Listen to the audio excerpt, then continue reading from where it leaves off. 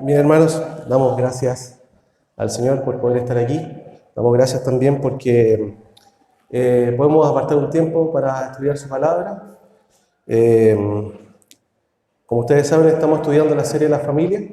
Ya llevamos algunas semanas estudiando y debemos comprender que el estudio de la familia es de mucha importancia para todos nosotros, ya que nos afecta a nosotros mismos y a las personas que más amamos. Y es importante que nosotros comprendamos cuál es el propósito de Dios para la familia, para que el Señor sea glorificado en medio de su pueblo, para que la iglesia también pueda crecer de una manera sólida, ¿cierto? Y también para que podamos influir en la sociedad en donde vivimos. Entonces la familia juega un rol importante. Y también la iglesia, de alguna manera, está llamada a proteger esta institución que fue creada por el Señor. Entonces, eso es muy importante, hermanos, porque vemos que Satanás desde un principio ha querido derribar esta institución que Dios creó. Él ha tratado de corromperla y lo vemos hoy en este tiempo, en donde vemos que los colegios, la ideología, ha afectado y influye de una manera con violencia incluso, hermanos. Entonces, nosotros como iglesia debemos tomar conciencia, sobre todo los que somos jefes de hogar, ¿cierto? Que tenemos la responsabilidad de criar a nuestros hijos en el temor del Señor, de poder guiarlos de acuerdo a la voluntad del Señor. Y entender los propósitos del Señor para la familia, entonces es fundamental para nosotros, hermanos. Vamos a estar estudiando el tema, hermanos, sirviendo a Dios juntos, que es relativo al servicio de la familia. Y la familia y el servicio van de la mano, no se pueden separar. Si una familia no sirve, ¿cierto? No tiene una actitud servicial, si los miembros de la familia no se sirven en unos a otros, esa familia está destinada al fracaso. No cumple la voluntad del Señor por el cual la familia fue creada. El servicio es importante, hermanos, porque al servir nosotros reflejamos la naturaleza, ¿cierto? Que Dios imprimió o impregnó en nosotros cuando Dios nos hizo a su propia imagen. Y en ese sentido vemos que nuestro propio Señor Jesús es nuestro ejemplo máximo de servicio. Por otra parte, vemos que la familia es la institución creada por Dios, en donde nosotros podemos desarrollar nuestros dones y talentos, y debemos usarlos primeramente para servirnos, ¿cierto?, dentro de los miembros de la familia, y también servir a nuestro prójimo y servir a nuestro Señor. Para eso debemos entender cuáles son los roles que Dios ha diseñado y definido para cada miembro de la familia, la relación entre los padres y los hijos, la relación, ¿cierto?, entre los esposos en el matrimonio. Y debemos entender, hermanos, que nuestro Señor es también Señor de la familia. Y como tal, ¿cierto?, las familias deben servirle a Él.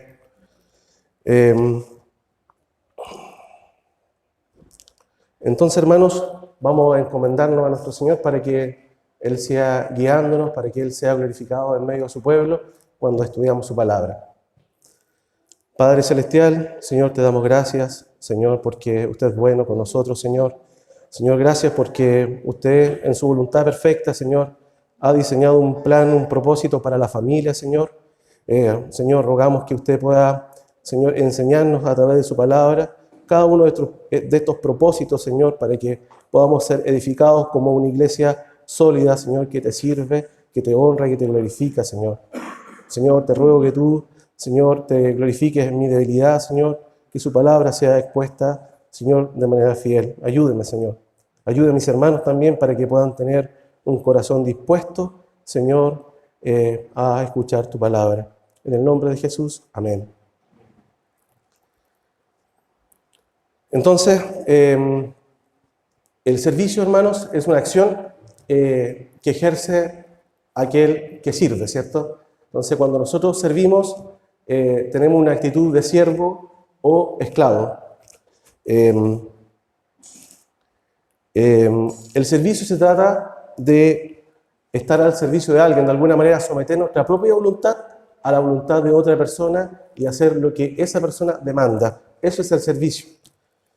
Entonces nosotros podemos ver que en la creación del ser humano Dios creó al ser humano para que, y toda la creación, ¿cierto?, para que le rinda tributo, gloria y servicio.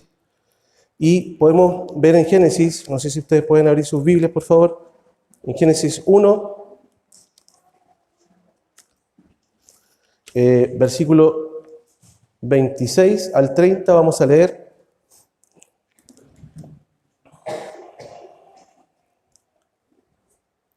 Y dijo, hagamos al ser humano a nuestra imagen y semejanza, que tenga dominio sobre los peces del mar, sobre las aves del cielo, sobre los animales domésticos, sobre los animales salvajes y sobre todos los reptiles que se arrastran sobre el suelo.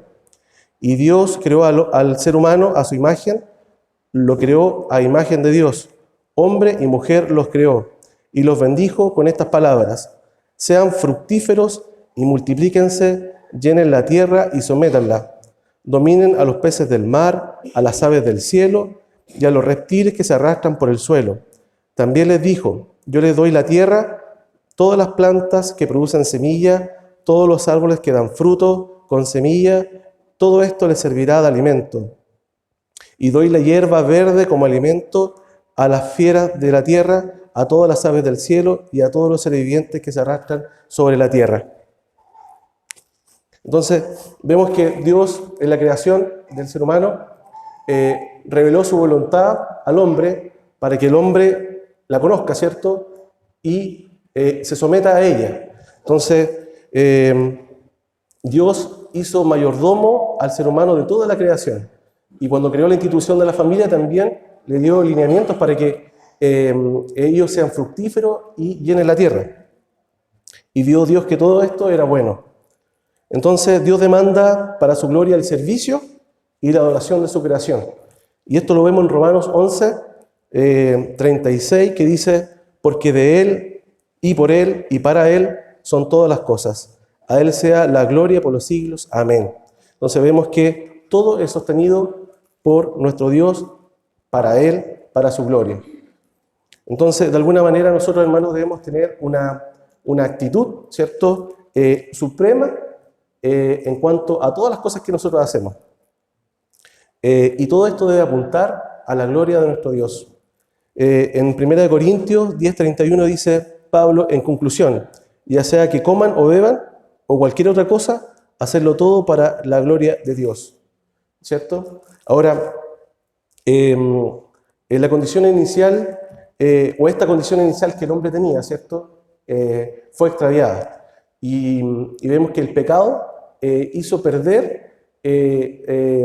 el hombre extraviara o fuese apartado de la gloria de Dios, ¿ya? Y en Romanos también, en el capítulo 3, versículo 23, vemos que dice, por cuanto todos pecaron y están destituidos de la gloria de Dios. Entonces vemos que el pecado es la causa de la privación de la gloria de Dios. El servicio pleno que el hombre ejercía en el Edén fue perdido. También entró el temor, la vergüenza, ¿cierto?, en la caída del hombre. Ahora, la condición de siervo no fue extraviada. Nosotros seguimos siendo siervos. Después de la caída, seguimos siendo siervos, y eso lo vemos, y voy a pedir que abran sus Biblias en Romanos 20. Vamos a estar leyendo el 20 al 22. El versículo 20 dice, cuando ustedes eran esclavos del pecado, estaban libres del dominio de la justicia. Claramente, aquí Pablo le habla a los romanos que antes, ¿cierto?,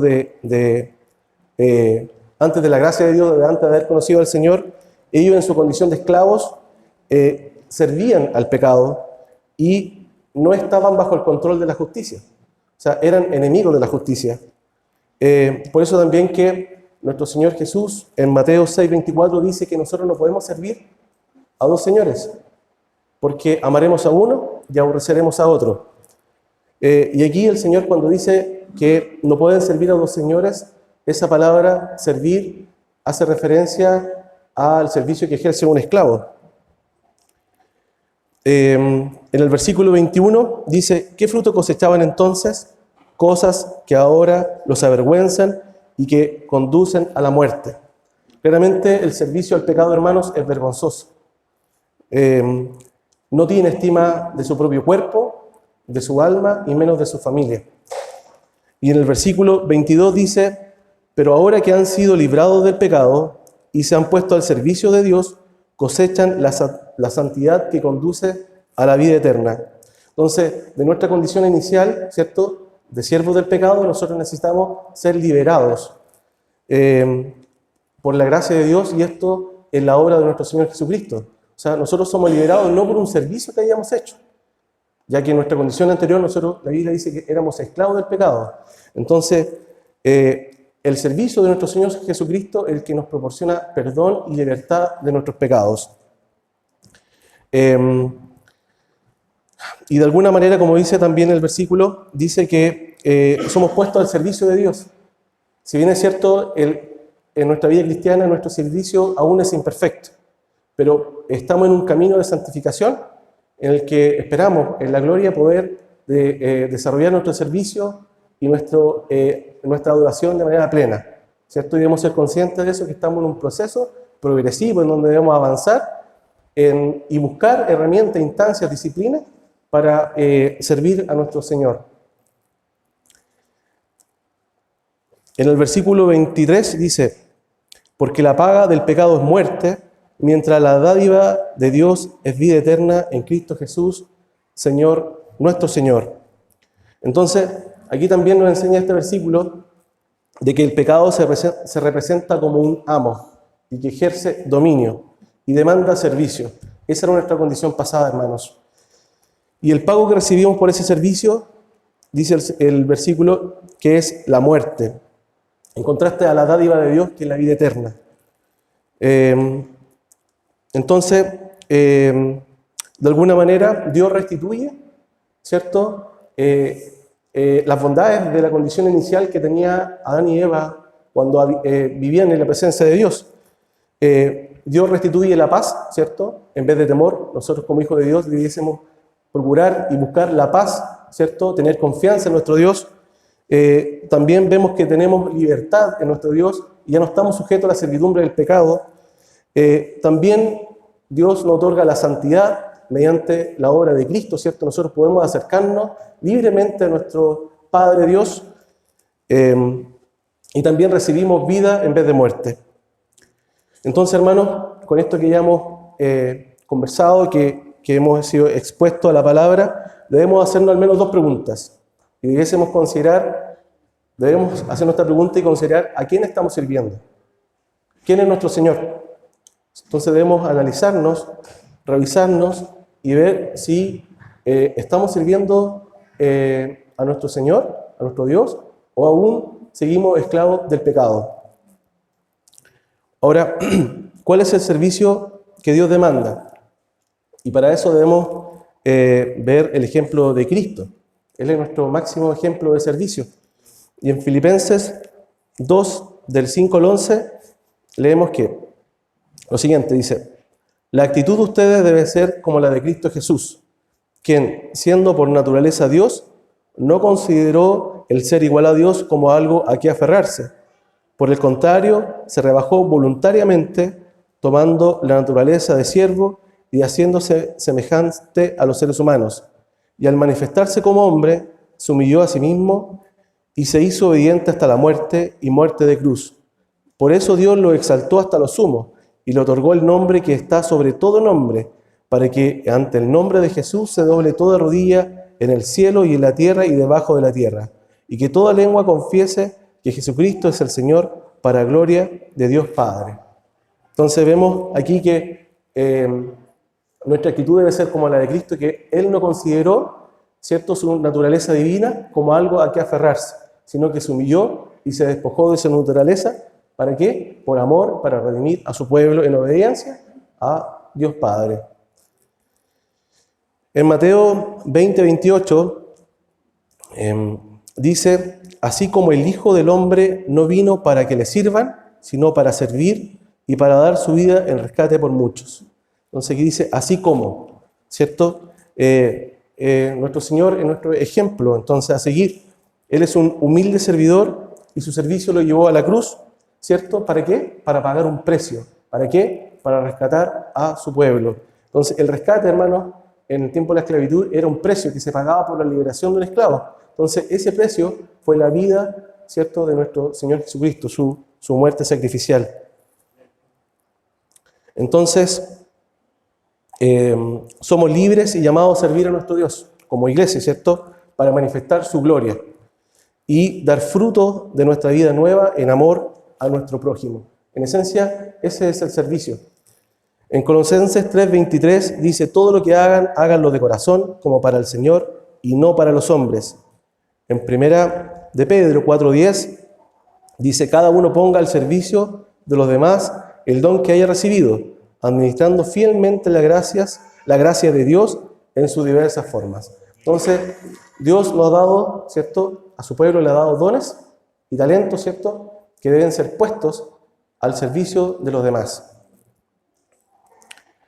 En Mateo 25:40 dice: y el rey le responderá: les aseguro que todo lo que hicieron por uno de mis hermanos, aun por el más pequeño, lo hicieron por mí. Entonces, todo lo que hacemos, Señor, hermanos, por nuestro prójimo, por nuestros hermanos, de alguna manera debe reflejar el amor que nosotros debemos sentir por nuestro Señor, ¿cierto? Y al hacerlo por nuestros hermanos es como si lo hiciéramos al Señor mismo. En Mateo 24, del 46 al 50, dice: dichoso el siervo cuando su Señor al regresar lo encuentra cumpliendo su deber. Les aseguro que lo pondrá a cargo de todos sus bienes. Perdón, era el 46-47. Entonces dice, voy a leer de nuevo: dichoso el siervo cuando su Señor al regresar lo encuentra cumpliendo con su deber. Les aseguro que lo pondrá a cargo de todos sus bienes. Entonces, vemos que el servicio, hermano, es dichoso. O sea, es un deleite para un siervo servir a su Señor. Y también debe ser un servicio proactivo. O sea, no debemos servir como también dice en este pasaje, al ojo, o sea, cuando nos ven. Debe ser un servicio activo, ¿cierto? Y de esta manera, cuando venga nuestro Señor a buscar a su pueblo, qué hermoso sería que nos encuentre haciendo su voluntad, ¿cierto? Y dice que cuando Él venga, a sus siervos los coronará en gloria, ¿cierto? Y estaremos para siempre con Él. Ahora, hermanos, podemos ver que, o debemos, Señor, tener en cuenta que es en el hogar en donde Dios nos ha llamado a servir. En 1 Timoteo 5:8 dice: el que no provee para los suyos, y sobre todo para los de su propia casa, ha negado la fe y es peor que un incrédulo. Si bien es cierto, este versículo está relacionado con el sustento y con el mantenimiento de la familia, en nuestra fe, en el ejercicio de nuestra fe y de nuestro servicio a Dios, nosotros debemos manifestar amor y misericordia primero a nuestra familia. Si no lo hacemos con nuestra familia, claramente tampoco podremos hacerlo con nuestro prójimo y menos con Dios. O sea, habría una contradicción, ¿cierto? Una inconsistencia. Entonces, el servicio en la familia, como ya vimos, en el servicio familiar, el servicio no se puede separar de la familia, ¿ya? Entonces, así como en la naturaleza del hombre el servicio está arraigado, la familia también tiene un aspecto importante en el plan de redención del Señor para su pueblo. Vemos que en la Biblia comienza con el surgimiento de una familia y termina en el Apocalipsis también con el matrimonio, ¿sí? Y el surgimiento de una nueva familia, el matrimonio de las bodas del Cordero, con la iglesia que es la esposa que el Señor ha redimido para estar siempre con ella. Entonces, vemos que la familia tiene un hilo conductor que Dios le da una importancia en toda la Biblia. Dios es Señor de las familias. Por lo tanto, es importante que cada miembro de la familia pueda conocer cuál es el rol que debe cumplir y cuál es el propósito de cada rol que Dios le ha dado, ¿cierto? Y ponerlo al servicio de la familia y del prójimo. Por tanto, es importante conocer cuáles son los roles y cómo se deben ejercer. Y voy a pedir que abran sus Biblias en Colosenses 3. Vamos a leer del versículo 18 al 21.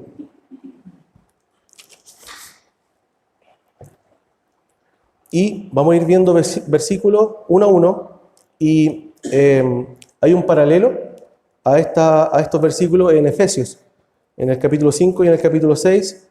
Yo voy a leer Efesios, ustedes van viendo Colosenses.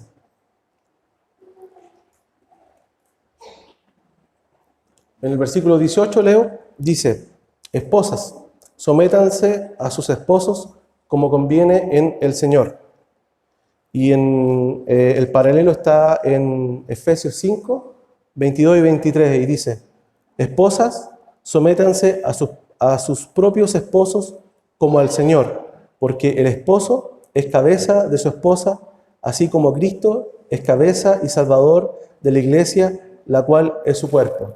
Entonces, nosotros como esposos debemos manifestar un liderazgo, ¿cierto? Somos cabezas de la familia y debemos manifestar el liderazgo que Dios, ¿cierto?, ejerció con su iglesia. Entonces debe ser una relación de amor, de sacrificio, ¿cierto?, y de entrega, y cuando nosotros manifestemos ese amor, también obtendremos el amor de nuestra esposa, y nuestra esposa también se someterán a la autoridad del esposo. Con respecto a los esposos, en el versículo 19 de Colosenses 3 dice: esposos, amen a sus esposas y no sean duros con ellas. Y el paralelo está en Efesios 5:25. Dice: esposos, amen a sus esposas así como Cristo amó a la iglesia y se entregó por ella. Entonces, el amor, hermanos, que nosotros como esposos debemos tener hacia nuestras esposas debe ser un amor sacrificial, ¿cierto?, como el que Cristo manifestó para salvar a su iglesia. No tiene un origen en los sentimientos, ¿cierto?, o en las cosas que nosotros veamos o que haga nuestra propia esposa. O sea, nuestro amor debe arraigarse y debe nacer del amor que Cristo manifestó a su iglesia. Ahora, a los hijos. Dice: hijos, obedezcan a sus padres en todo, porque esto agrada al Señor. O sea, aquí no da chance a algunas cosas, dice en todo. Y en Efesios 6:1 al 3 dice: hijos, obedezcan al Señor a sus padres, porque esto es justo. El versículo 2 dice: honra a tu padre y a tu madre, que es el primer mandamiento con promesa, para que te vaya bien y disfrutes de una larga vida en la tierra. La palabra aquí que vemos en Efesios cuando dice obedezcan, tiene un significado en el griego para 12 ideas. Una dice lo relativo a escuchar debajo de o estar sujeto a. Entonces, vemos que el obedecer en este versículo implica que debemos escuchar, o sea, debemos estar atentos a recibir una instrucción. Esa es la idea. Y lo relativo a la sujeción es que todos los hijos deben estar sujetos a sus padres, la autoridad que Dios dio a sus padres. Después añade y dice, porque esto es justo, ¿cierto? Y esto implica que debemos hacerlo, o los hijos deben obedecer a sus padres, porque es lo que Dios manda. Y es por esta razón que en Efesios, en el capítulo 6, en el versículo 2 en adelante, Pablo cita el quinto mandamiento, ¿cierto? Que es honra a tu padre y tu madre, ¿cierto? Para que te vaya bien. Ahora, el rol de los padres en el versículo 21 dice: Padre, no exasperen a sus hijos, no sea que se desanimen. Y el paralelo está en Efesios 4 y dice: ustedes padres, no hagan enojar a sus hijos, sino críenlos según la disciplina e instrucción del Señor. Entonces, nosotros como padres tenemos una responsabilidad y cuando ejercemos la disciplina, debemos ejercerla con racionalidad. Ya no debemos ejercer una disciplina severa o exacerbada que tenga como consecuencia que nuestros hijos, primero, que la disciplina no tenga o no cumpla su objetivo, y por otra parte, de no desmotivar a nuestros hijos, ¿cierto? Y tampoco que perdamos la autoridad frente a ellos. Por lo que la disciplina ¿cierto? Tiene dos implicancias, una que es relativa al ejercicio, ¿cierto? O al entrenamiento, y otra que es a la corrección o al castigo. Y la amonestación implica instrucción. Y todo esto debe llevarse a cabo según la instrucción del Señor. O sea, nosotros tenemos un modelo a seguir, nosotros tenemos que ejercer la instrucción de nuestros hijos bajo nuestros propios conceptos, ¿cierto? De lo que es verdad, de lo que es moral, de lo que es bueno, sino que debemos hacerlo según la instrucción del Señor. Y en la Biblia está llena de mandatos al pueblo de instruir a los hijos, a la descendencia, en los caminos del Señor. Y en Salmo 78, versículo 4 dice: no las esconderemos de sus descendientes, hablaremos a la generación venidera del poder del Señor, de sus proezas y de las maravillas que ha realizado. Entonces nosotros debemos, hermanos, procurar, ¿cierto?, en nuestro hogar, como prioridad, ¿cierto?, si somos hijos del Señor, si somos siervos del Señor, procurar, ¿cierto?, que estén presentes en la disciplina y en todo lo relativo al convivir de la familia, que esté presente el Evangelio, que esté presente las proezas, todos los hechos que el Señor ha hecho, y que también la palabra del Señor sea algo que esté presente en nuestros hogares en todo lo que hacemos.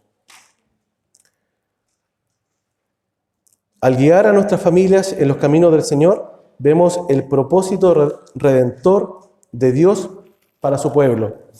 En Génesis 18, 19, podemos ver aquí un ejemplo de Abraham.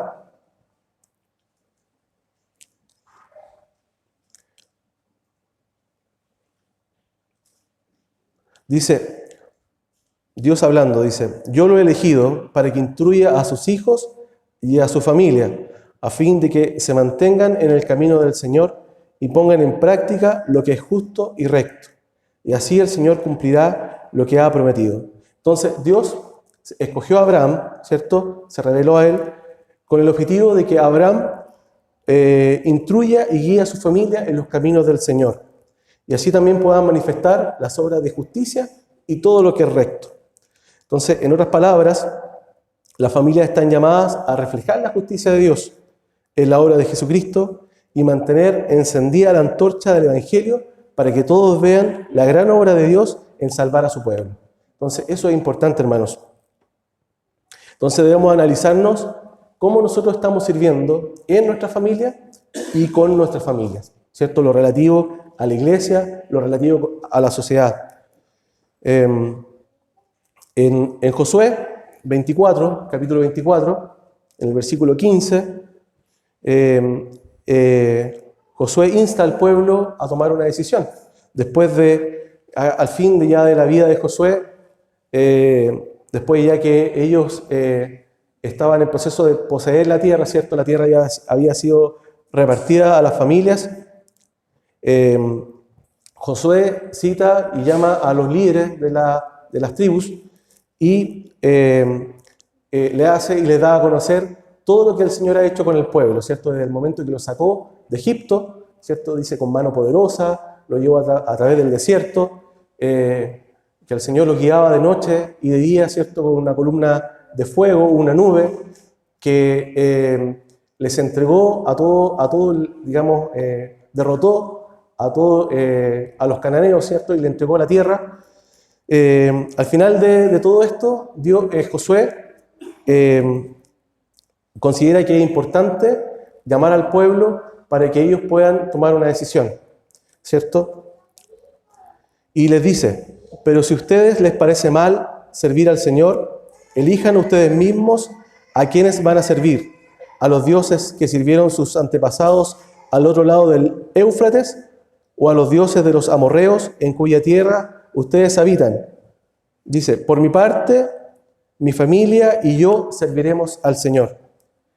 Entonces, ¿y esto por qué, hermanos? Porque esto yo creo que también debe ser motivo para que nosotros no consideremos cómo estamos ejerciendo nuestra profesión de fe. Si nosotros decimos que somos siervos, hijos del Señor, también debemos someternos a esta pregunta, ¿cierto?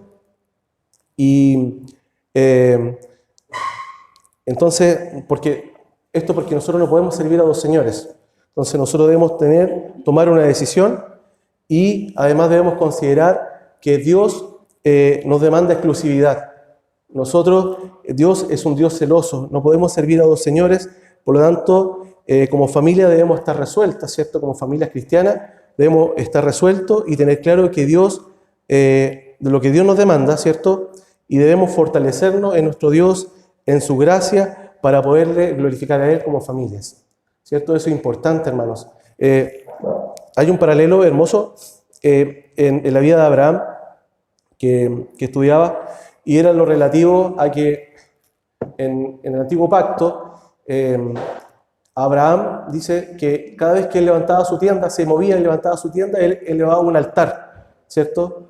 Y en ese altar él adoraba, y también en ese altar Dios se le manifestaba. Y a lo largo del periodo, ¿cierto?, del Antiguo Testamento, cada vez que se renovaban pactos o había un hecho extraordinario de Dios, se levantaba un altar, ¿cierto?, que sirviese como recordatorio a las generaciones venideras del poder y la obra de nuestro Señor, o que ejercía Dios hacia su pueblo. Entonces busqué digamos, el significado del altar, y altar significa lugar de sacrificio. Entonces es importante, hermanos, que así como en la antigüedad el pueblo de Israel levantaba un altar para recordar, ¿cierto?, los hechos que Dios hacía con ellos, y nosotros debemos levantar un altar también en nuestra familia, para nosotros adorar a nuestro Dios y que se manifiesten las obras poderosas de nuestro Dios también en nuestros hijos. Esto es muy importante, hermanos, para que nosotros como iglesia podamos cumplir el rol, ¿cierto?, que Dios nos ha llamado a ejercer en este tiempo, en esta sociedad. Nosotros debemos tener familias consagradas a nuestro Dios, que consideren y tengan el sacrificio, ¿cierto?, de nuestro Señor Jesucristo como un estandarte, como un altar en nuestra familia, que nos lleve a la adoración, al entender más su palabra, al conocerle más. Entonces, agradezco al Señor por esta posibilidad de poder estudiar su palabra y de poder tratar de transmitirles esta idea, hermano, de lo que nosotros debemos ejercer como familia, el servicio que nosotros debemos tener hacia nuestros hijos, hacia nuestra esposa, y el servicio que también debemos nosotros ejercer a nuestra iglesia, ¿cierto?, y a nuestra sociedad. Como les comentaba antes, en este tiempo que cumplir el rol de la familia, el rol que Dios ha diseñado para la familia, es importante, porque la sociedad va decayendo y nosotros debemos mantenernos firmes como un estandarte de la verdad.